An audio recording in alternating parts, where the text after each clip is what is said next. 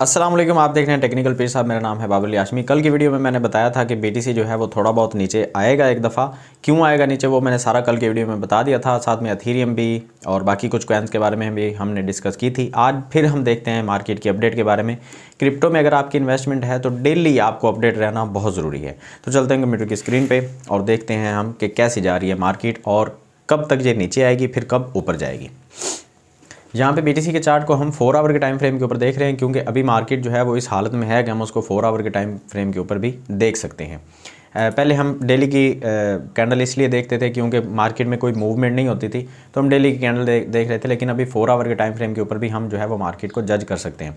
RSI के level के बारे में कल मैंने आपको बताया था कि 90 के अराउंड जब आरएसआई का लेवल होता है तो मार्केट वहाँ से करेक्शन लेती है। पिछली दफ़ा भी ऐसे ही हुआ था, जब आरएसआई काफ़ी ऊपर जाती है तो उसके बाद थोड़ी बहुत करेक्शन तो होती है। अभी आरएसआई का जो लेवल है वो 50 के अराउंड चल रहा है। और अगर हम देखते हैं इंडिकेटर को, तो जो कैबिन क्रॉस चेक है वो यहाँ पे 4 आवर के टाइम फ्रेम के ऊपर हमें दिखा रहा है कि गोल्डन क्रॉस हो चुका है। लेकिन इसको हम डेली की कैंडल तक देखेंगे। डेली की कैंडल में जब ये क्रॉस होगा, मतलब कि यहाँ पे जब ये क्रॉस बनेगा, तब हम मानेंगे कि ये एक बुलिश मार्केट स्टार्ट हो चुकी है। अदरवाइज़ हम 4 आवर के टाइम फ्रेम के ऊपर इसको तो कम से कम वैलिड नहीं मानते उतना ज़्यादा। बाकी यहाँ पे अगर हम मार्केट की कंडीशन देखें तो आपको नज़र आ रहा होगा कि यहाँ पे एक रेजिस्टेंस एरिया बन चुका है 21,270 के ऊपर। अब ये रेजिस्टेंस कब तक चलेगी, हम इसको समझने के लिए हम देखते हैं डॉलर के इंडेक्स को। डॉलर के इंडेक्स मैंने आपको बताया था एक दफ़ा नीचे आके थोड़ा सा ऊपर जाएगा और फिर वापस आएगा। अब ये थोड़ा सा ऊपर गया, अब फिर दोबारा से नीचे आने की कोशिश कर रहा है। अब जैसे जैसे डॉलर नीचे गिरता जाएगा तो बीटीसी जो है वो हमें ऊपर की तरफ जाता हुआ नज़र आएगा। ठीक है, डॉलर कब कहाँ तक गिरेगा? डॉलर के नीचे गिरने के जो चांस हैं वो सबसे पहले तो यहाँ से रिकवरी होने के चांस हैं, दूसरे नंबर पे यहाँ पे रिकवरी होने के चांस हैं। और ये दोनों चांस ही मार्केट को काफ़ी हद तक ऊपर ले जाके छोड़ सकते हैं। मतलब बीटीसी जो है वो 30,000 की रेंज में पहुँच सकता है अगर डॉलर इस हद तक नीचे गिरता है। क्योंकि डॉलर अभी जिस हालत में है, इससे मज़ीद अगर नीचे ये 3-4% नीचे गिरता है तो आप देखेंगे कि डॉलर के 3-4% के गिरने की वजह से मार्केट में तकरीबन 10 से 15% की इम्प्रूवमेंट आएगी। बीटीसी के अंदर अगर हम 10% को लेके चलें तो 10% कहाँ तक बनते हैं, पहले हम इस चीज़ को भी देख लेते हैं ताकि हमें थोड़ी सी परसेंटेज के हिसाब से भी जो है वो जहन में चीज़ रहेगी। ये देखें, अच्छा 10% में तो आप देख रहे हैं कि बीटीसी जो है वो सिर्फ 23,000 तक, 10-11% अगर जो बढ़ता है तो सिर्फ 23,000 तक जाएगा। अब इसके बाद क्या होगा, इसके बाद मैं आपको दिखाता हूँ। डॉलर यहाँ से आके वापस ऊपर नहीं जाएगा, डॉलर यहाँ पे इस तरह से कुछ ट्रेड होना शुरू कर देगा। अब क्योंकि डॉलर यहाँ पे थोड़ा सा टिकेगा तो बाकी हम अगर देखते हैं ना फेड के इंटरेस्ट रेट को, तो तब तक उसकी अपडेट भी आ जाएगी। जो कि अभी तक ये माना जा रहा है कि फेड के इंटरेस्ट रेट जो है वो बहुत कम बढ़ाए जाएंगे और जितने कम बढ़ाए जाएंगे उतना ही मार्केट के लिए अच्छा होगा। इंटरेस्ट रेट डॉलर के ऊपर जितने ज़्यादा बढ़ते हैं मार्केट उतनी ज़्यादा तेज़ी से नीचे गिरती है। इंटरेस्ट रेट थोड़े बढ़ेंगे तो मार्केट पंप करेगी। अब अभी तक डॉलर जो है वो आपको कुछ उसी रेंज के अंदर ही ट्रेड होता हुआ नज़र आ रहा है। यहाँ से गिरेगा तो नीचे ट्रेड होना शुरू हो जाएगा। अब ये इसकी जो नीचे वाली ट्रेडिंग है ना, ये मार्केट को अप करेगी। क्योंकि डॉलर जो है वो जब ऊपर जा रहा था तो सारी मार्केट नीचे आ रही थी, अब डॉलर नीचे आ रहा है तो सारी मार्केट जो है उसका ऊपर जाना तो बनता है।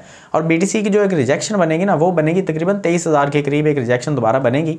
हम पीछे जाकर थोड़ा सा देखते हैं मार्केट के अंदर, डेली की कैंडल के ऊपर ही हम चले जाते हैं ताकि हमें अच्छे तरीके से आइडिया हो जाए। यहाँ पे एक रिजेक्शन 24,500 और एक रिजेक्शन बनेगी यहाँ पे 23,000। ये देखें, यही मैं आपको बता रहा था। ये देखें, यहाँ पे ये एक सपोर्ट है।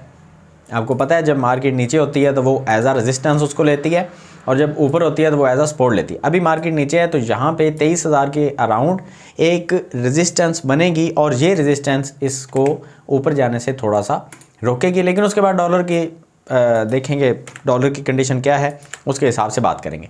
अभी बीटीसी जो है वो थोड़ा बहुत नीचे आएगा, कहाँ तक आएगा, तकरीबन 19,000 और 20,000 के दरमियान में बीटीसी आके फिर से वापस जो है वो जाने का सफ़र जारी रखेगा।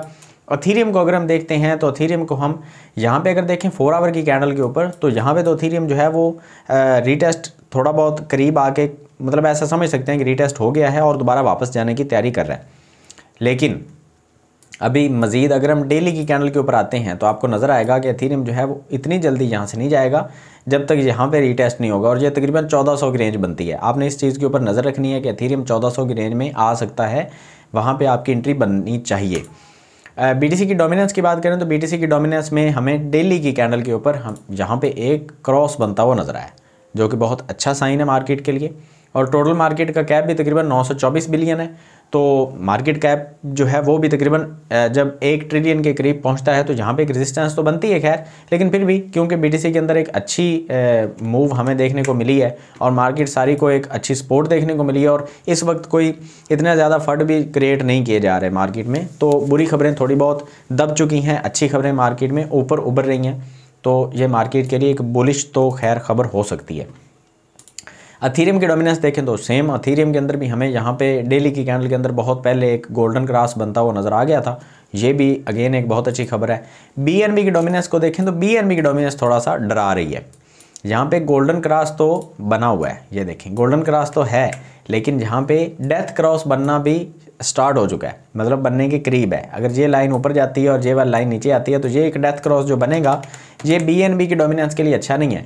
इसमें होगा ये कि बीएनबी से पैसे निकल के बीटीसी और एथेरियम के अंदर जा रहे होंगे, तो अगर आपकी इन्वेस्टमेंट बीएनबी के अंदर है तो थोड़ा सा सोच के समझ के इन्वेस्टमेंट को वहाँ पे सेव रखें, अदरवाइज़ आप लॉस में जाएंगे। बीएनबी के ऊपर अंधा एतमाद मत करें आप। मैं हमेशा कहता हूँ जब भी लॉन्ग टर्म के लिए आपने इन्वेस्टमेंट करके छोड़नी है तो बीएनबी के अंदर कभी ना करें, बीएनबी हमेशा आपको धोखा ही देगा। ये बड़े बड़े पंप आपको नज़र आएंगे, लेकिन मतलब अल्टीमेटली आप देखेंगे कि बीएनबी की जो है ना, अच्छा सप्लाई बर्निंग के बारे में भी कुछ खबरें आ रही हैं, उसके बारे में आपको नेक्स्ट वीडियो में बताऊंगा।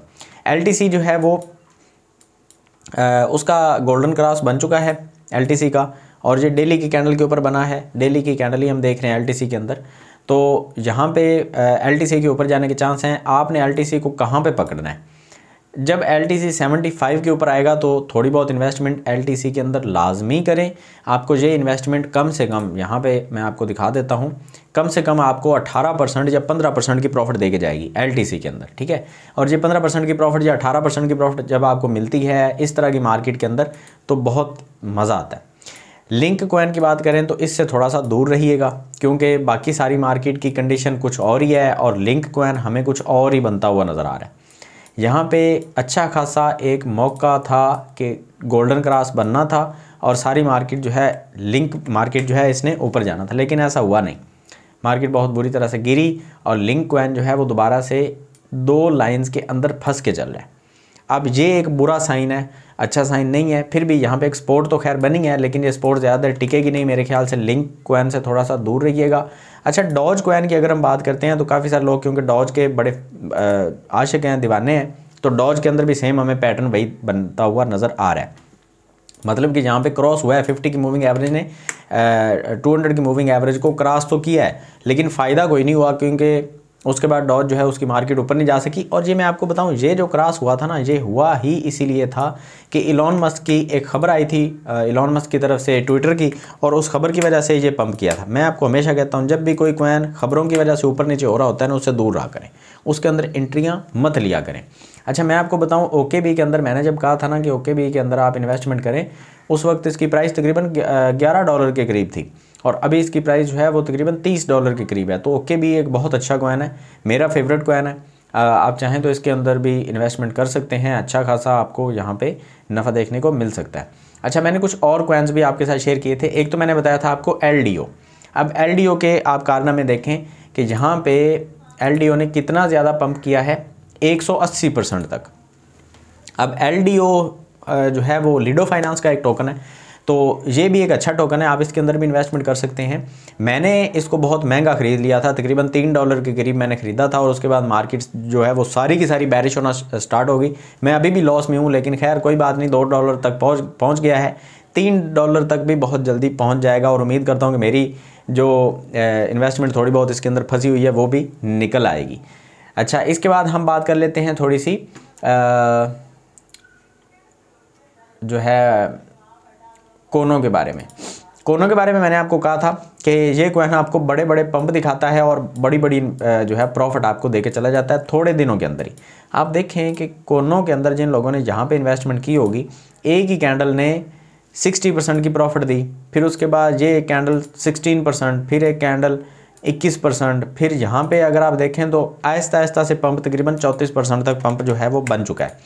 तो इस तरह के जो कॉइन होते हैं ना, इनके अंदर आप थोड़ा बहुत रिस्क लिया करें, अच्छे प्रॉफिट आपको यहाँ पे मिलेगी। और यहाँ पे मैं ये देख रहा हूँ कि जब भी RSI इसकी 31 के करीब जाती है ना, तो एक अच्छा खासा पंप आता है। अब यहाँ पे आप देखें RSI यहाँ पे आई थी ऑलमोस्ट, ये देखें इससे पहले 30 के करीब थी, और उसके बाद RSI जो है वो 49 के ऊपर गई है। तो पंप देखें कितना ज़्यादा है। तो कोनों की सप्लाई बहुत थोड़ी, इसके अंदर थोड़ी सी इन्वेस्टमेंट भी आती है तो मार्केट बहुत ज़्यादा पंप करती है। आई थिंक BTC जितनी ही सप्लाई इसकी 18-20 मिलियन इसकी सप्लाई है, नहीं शायद इससे ज़्यादा है, 100 मिलियन के करीब सप्लाई है।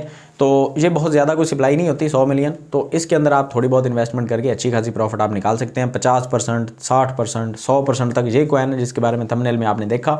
और दूसरा कॉइन मैंने आपको बताया था वो है जिसके बारे में पहले मैं आपको बता चुका हूँ, LTC के बारे में मैंने आपको बताया कि 15% प्रॉफिट आप वहाँ से निकाल सकते हैं। जब 75 के करीब आए वहाँ पे आपने थोड़ा बहुत ख़रीदना है। और मैं यही मान के चलता हूँ कि आपको क्रिप्टो मार्केट की समझ है। अदरवाइज़ ये जो बातें हैं नई बंदों को समझ में नहीं आएंगी, तो वो मेरी टेक्निकल एनालिसिस वाली जो सीरीज़ है वहाँ पे जाके अच्छे खासे तरीके से मैंने समझाया हुआ, वो पहले सीख लें। उसके बाद मेरे ये डेली की जो अपडेट है इसको देखा करें। तो खैर, अगर वीडियो अच्छी लगी तो उसको लाइक कीजिएगा। मिलते हैं नेक्स्ट वीडियो में, तो हमें याद रखिएगा। अल्लाह हाफिज़।